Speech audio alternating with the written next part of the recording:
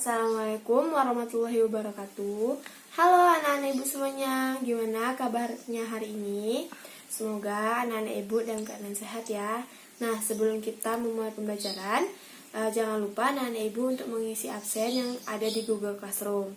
Nah, hari ini kita akan mempelajari materi tentang perpindahan kalor. Tujuan pembelajaran kita pada hari ini ialah diharapkan anak-anak ibu dapat menjelaskan dan membedakan macam-macam perpindahan kalor dan dapat menjelaskan contoh perpindahan kalor dalam kehidupan sehari-hari. Nah, kalor dapat berpindah dari benda bersuhu tinggi ke benda yang bersuhu rendah. Bagaimana cara kalor berpindah? Nah, caranya kalor berpindah melalui 3 cara. Yang pertama, konduksi, ada konveksi, dan ada radiasi. Nah, yang pertama ada konduksi, di mana saat kamu menyetrika, setrika akan bersentuhan dengan kain yang akan kamu setrika. Nah, kalor berpindah dari setrika ke kain. Perpindahan kalor seperti ini disebut dengan konduksi. Contohnya itu seperti menyetrika baju ya. Nah, konduksi merupakan perpindahan panas melalui bahan tanpa disertai perpindahan partikel-partikel bahan tersebut. Selanjutnya, mekanisme perpindahan kalor secara konduksi. Yang pertama, saat suhu naik, partikel benda bergetar lebih cepat. Nah, kalornya akan berpindah. Partikel tidak dapat ikut berpindah. Partikel satu akan membentuk partikel lainnya, sehingga partikel yang terkena benturan tersebut akan bergetar makin cepat. Nah, akibatnya suhu makin tinggi. Benda yang jenisnya berbeda memiliki kemampuan yang penghantar panas secara konduksi yang berbeda pula. Nah, bahan yang mampu menghantarkan panas dengan baik disebut dengan konduktor. Bahan yang menghantar panas dengan buruk disebut dengan isolator. Nah, ini contoh konduktor. Kemampuan menghantar kalor semakin baik, seperti timbal, baja, aluminium, emas, tembaga, sama perak. Nah, kalau kemampuan menghantar kalor yang buruk yaitu adalah air, bata, kayu, styrofoam, udara, dan hampa. Lalu selanjutnya, pada peralatan memasak, bagian yang bersentuhan dengan api menggunakan konduktor yang baik. Nah, sedangkan bagian pemegangnya menggunakan isolator yang baik. Nah, contohnya seperti pada panci di gambar ini. Nah, pegangannya itu dari kayu, sedangkan tempat memasaknya itu dari aluminium. Nah, yang kedua ada konveksi, di mana air merupakan konduktor yang buruk. Namun, ketika air bagian bawah dipanaskan, ternyata air bagian atas juga ikut panas. Nah, berarti ada cara perpindahan panas yang lain pada air tersebut, yaitu konveksi. Saat air bagian bawah mendapat kalor dari pemanas, partikel air memuai sehingga menjadi lebih ringan dan bergerak naik dan digantikan dengan partikel air dingin dari bagian atasnya. Nah, dengan cara ini panas dari air bagian bawah berpindah bersama aliran menuju bagian atasnya. Nah, proses ini disebut dengan konveksi, di mana pola aliran air membentuk arus konveksi. Nah, ini seperti contoh pada gambar. Nah, konveksi adalah perpindahan kalor dari satu tempat ke tempat lain bersama dengan geraknya partikel-partikel bendanya. Nah, selanjutnya, arus konveksi dapat kamu temui di pantai berupa angin laut dan angin darat. Nah, ini contohnya pada di gambar. Di siang hari, daratan lebih cepat panas daripada lautan. Nah, kalor jenisnya itu kecil. Udara di atas daratan ikut panas dan bergerak naik. Nah, digantikan oleh udara dari laut. Dengan demikian terjadilah angin laut. Nah, sedangkan di malam hari, daratan lebih cepat mendingin daripada lautan. Udara di atas laut lebih hangat dan bergerak naik. Nah, lalu digantikan lagi oleh udara dari daratan. Dengan demikian terjadilah angin darat.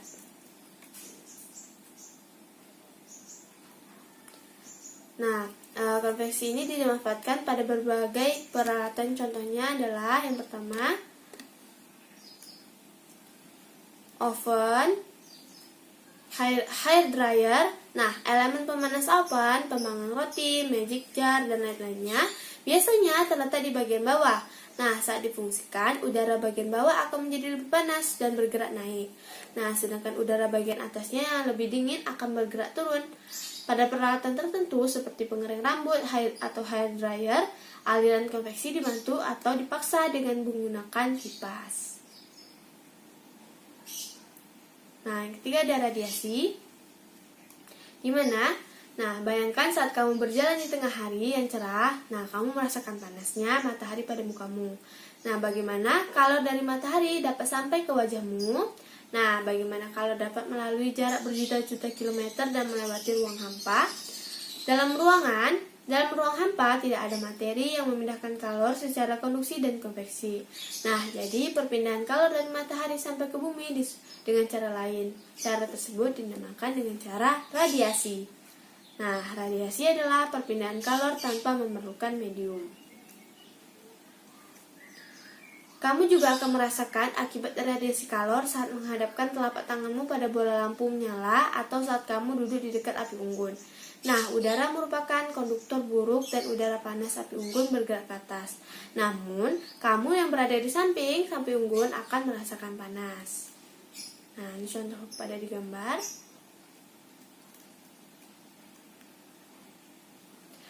Nah, radiasi dapat memancarkan dan menerapkan radiasi kalor yang besarnya bergantung pada suhu benda dan warna benda. Nah, anak-anak ibu perhatikan benda-benda yang diletakkan di ruangan bersuhu 30 derajat Celcius. Besar kalor yang dipancarkan atau diserap benda ditunjukkan oleh banyaknya anak panah. Nah, berdasarkan gambar di atas dapat disimpulkan. Nah, di gambar di sini kan disajikan panci di atas kompor. Nah, di gambar di atas, makin luas permukaan benda dingin, maka makin besar pula kalor yang diterima dari lingkungannya. Jika suhu benda lebih dingin daripada suhu lingkungannya, maka benda itu akan menyerap radiasi kalor dari lingkungannya. Nah, perhatikan benda-benda yang di ruangan bersuhu 30 derajat Celcius berikut. Nah, anak panahnya menunjukkan ke bawah. Jadi, dapat disimpulkan makin rendah suhu benda, makin besar pula kalor yang diterima dari lingkungannya. Makin luas permukaan benda dingin, maka makin besar pula kalor yang diterima dari lingkungannya.